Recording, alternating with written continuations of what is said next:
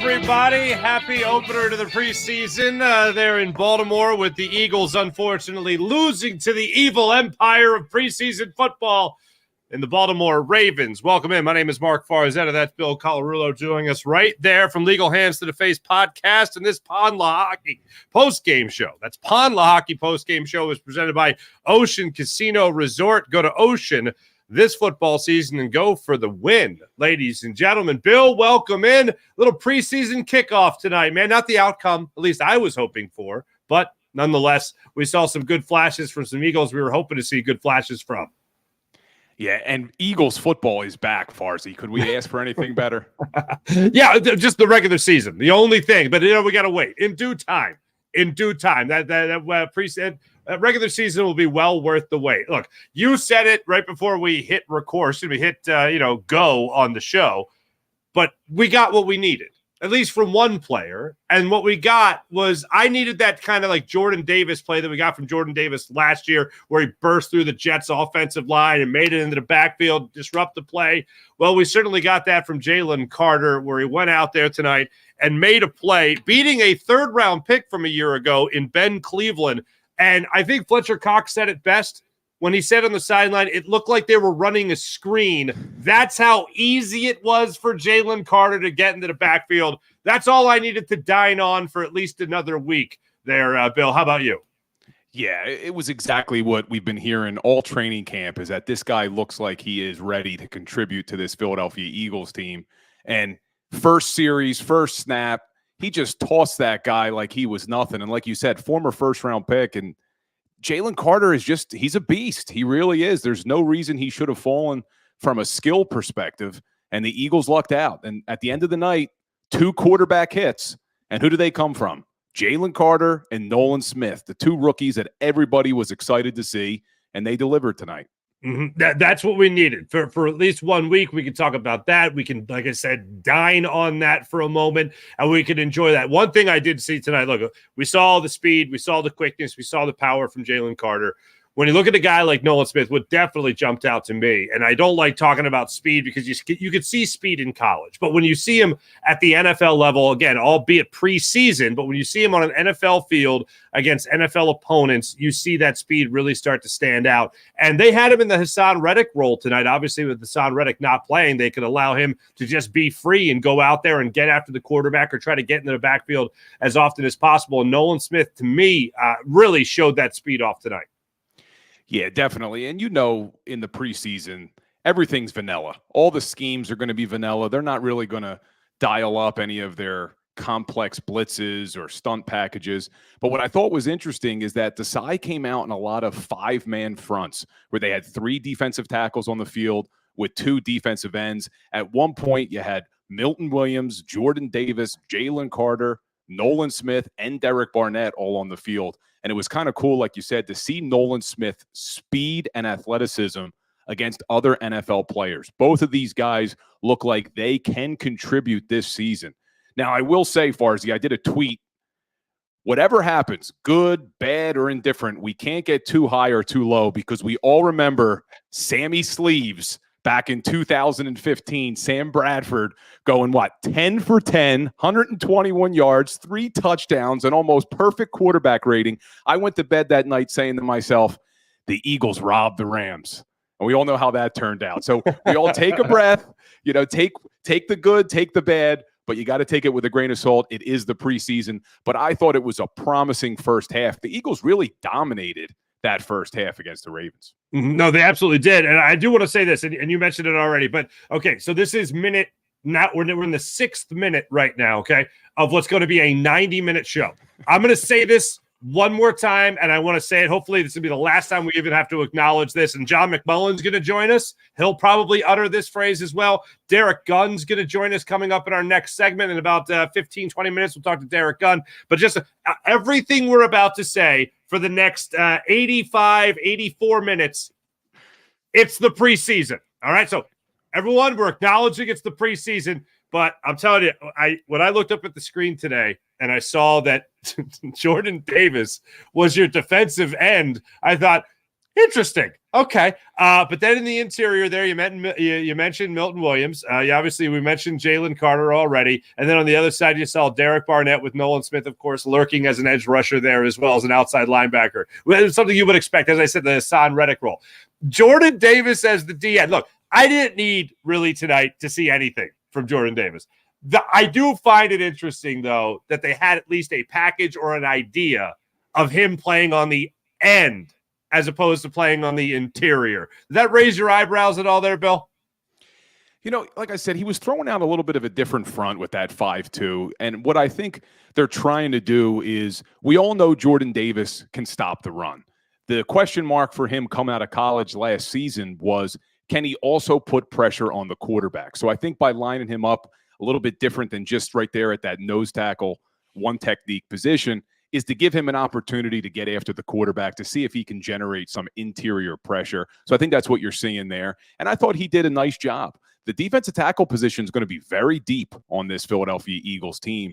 And if they can generate that interior pressure from those guys, it's going to really make up for some of the weaknesses that we may or may not have at linebacker. I was a little disappointed we didn't see Nakobe Dean tonight.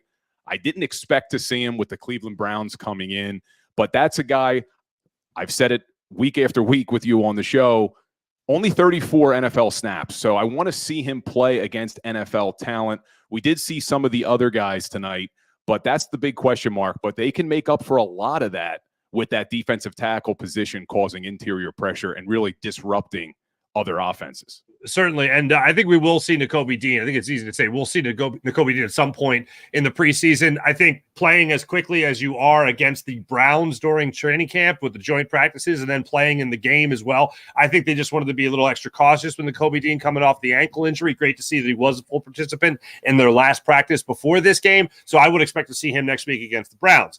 However, or I should say this coming week against the Browns, there is one guy.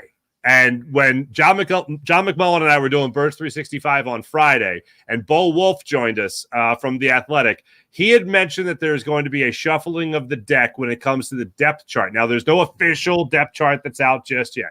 There's going to be a shuffling of the deck. And he said the one name you could expect to shuffle the most was going to be Sidney Brown. A guy playing with the third stringers for the majority of training camp was going to come out here in his first NFL action, albeit preseason, come out in his first NFL action and show people that he is just as aggressive as he was scouted to be out of Illinois. And boy, was he aggressive tonight. I would fully expect this guy to be getting first-team reps this week at practice against the Browns for what we saw today. This guy was out there playing like he had been in the NFL for a couple of years already. The aggression was there. The smart play was there. You didn't really see him get caught up in being confused. This guy played exactly as you would want a rookie to play. When I see rookies out there, I ask one thing above all else. Just look like you belong. He not only looked like he belonged, he looked like he could own guys on the offensive side of the football. And that's what he did tonight. I was very impressed by what I saw from Sidney Brown tonight. How about you?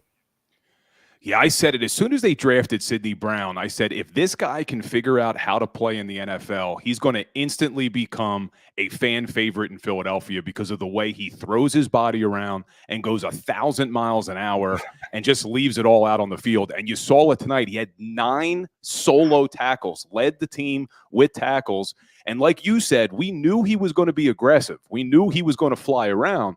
But was he going to look lost? Was he going to be able to have the mental side of the game? And again, not that the Ravens were doing anything too complex on offense, but Sidney Brown in his first NFL action looked like he belonged on a professional football field. And I'm excited to see this kid grow week after week because, man, the way he flies around the field is exciting. Yeah, that is like Reed Blankenship is a guy that likes to throw his weight around as well. And I'm just now, after this one game, I'm daydreaming about the idea of having 2 very physical safeties that love to come up, make hits, make plays. They can be aggressive with their hits. They can be aggressive by going after the football. And you might have 2 of those guys, very young guys with not a ton of experience, but are just flat out good. Sometimes you can throw experience out the window if a player is just flat out good. And these two guys could be very good players, Sidney Brown especially, being a third-round pick and a guy that I know a lot of people were looking at it on a maturity level going into the NFL draft, saying he was off the charts at that. And then when it came to aggressiveness and being able to be a tough, hard-nosed football player at the safety position, he can certainly be that as well. And we got a little taste of that. We got a little appetizer of that when it came to Sidney Brown. So defensively speaking, I thought Sean Desai, yes, vanilla all the way, obviously. But as far as getting plays in, having guys look like they were organized throughout the game, I thought the communication looks very good between the defensive coordinator and his first job here with the Eagles. His second year as a defensive coordinator, but first game as the Eagles defensive coordinator. It looked like on that side of the football, things were pretty well established. Yeah, you and I were a little nervous this week when the story came out that Howie Roseman had to correct the drill they were doing in practice with Sean Desai. But I agree, looked like a very professional unit. Everybody seemed to be in the right spot at the right time. And that's not always easy when you're dealing with this many young players who are not used to playing in the NFL. So I thought the defense did look pretty good. And a couple other young guys stepped up. What a pick six by Eli Ricks. Still can't believe he didn't get a taunting penalty.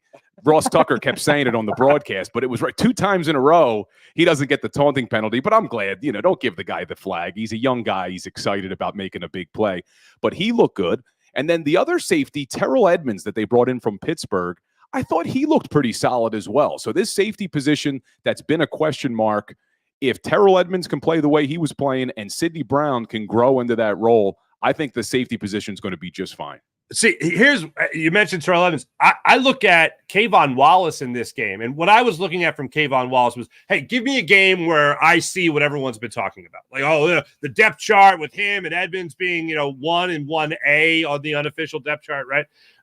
Let me see why Kayvon Wallace is all of a sudden entering the conversation when he seemed to be dismissed from previous coaching staffs. Why is Kayvon Wallace back in the conversation? Not only back in the conversation, but why is Kayvon Wallace also a guy to go out there and be one of the leaders out there as far as, number one guys in the secondary?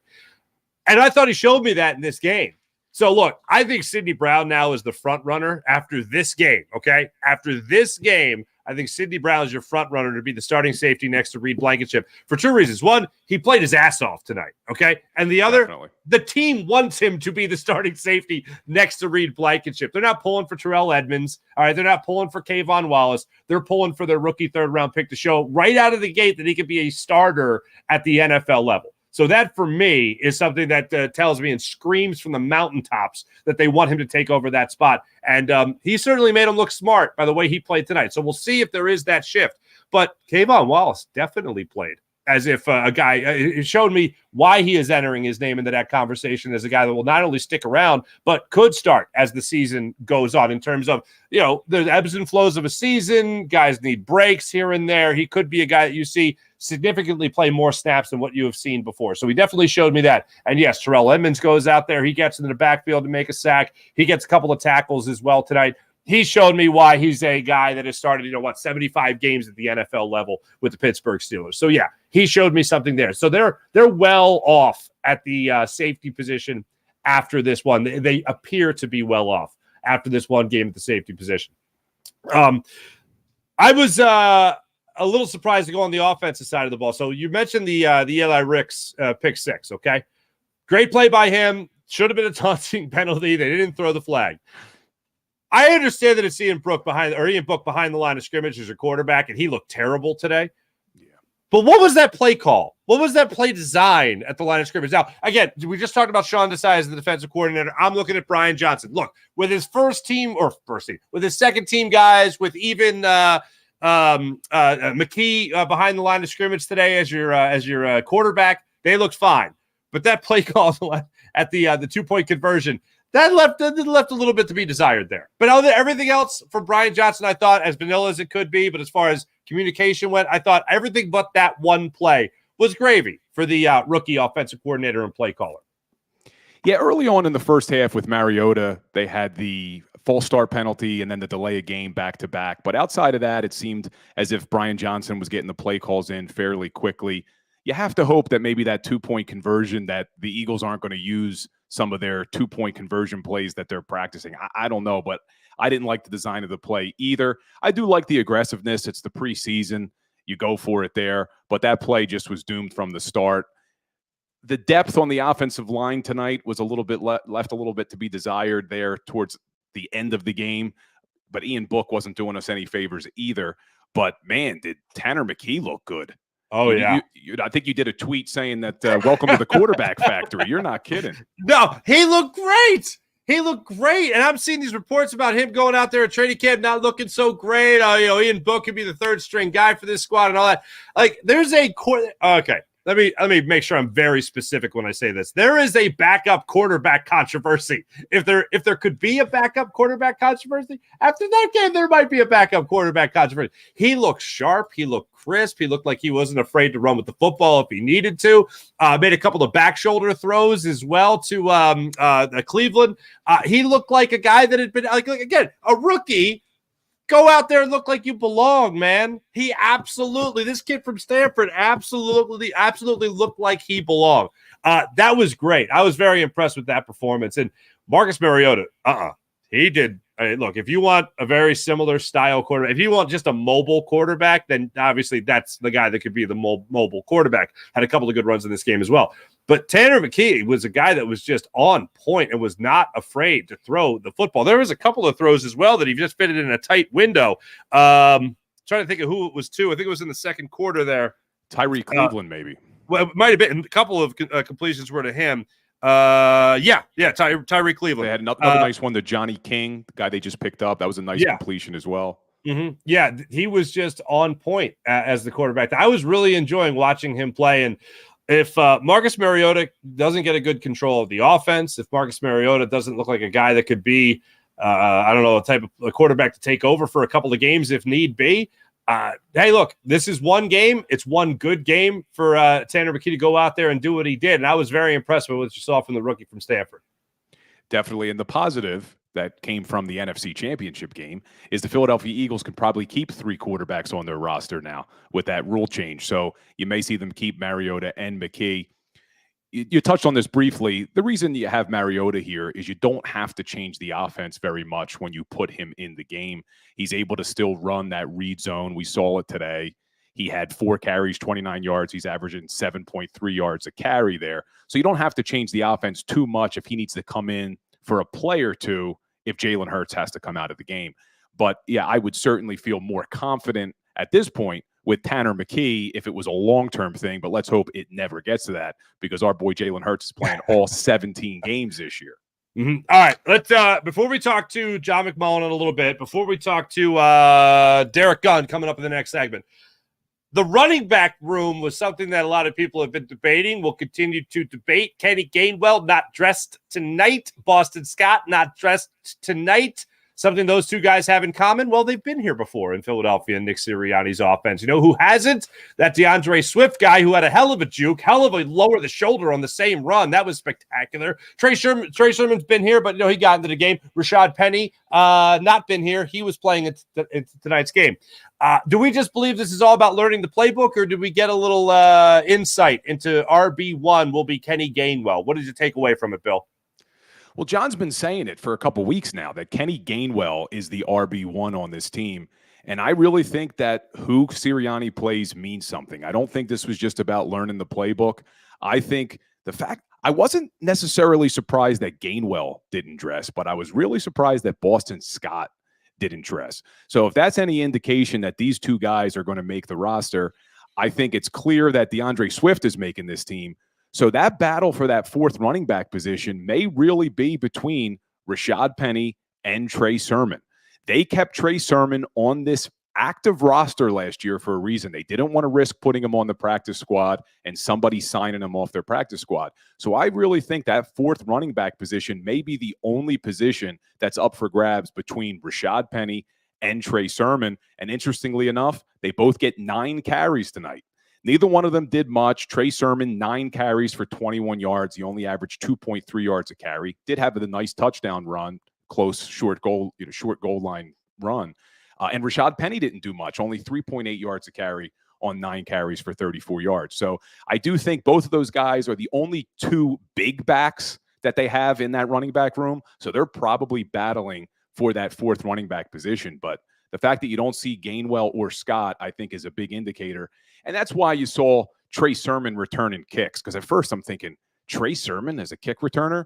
But that was because they had no Boston Scott, no Britton Covey, no Kenny Gainwell, and no Quez Watkins. All 4 of those guys are listed as 1, 2, 3, and 4 on your kick return. So at first I'm thinking, Trey Sermon as a kick returner, but that's the only reason why he was back there.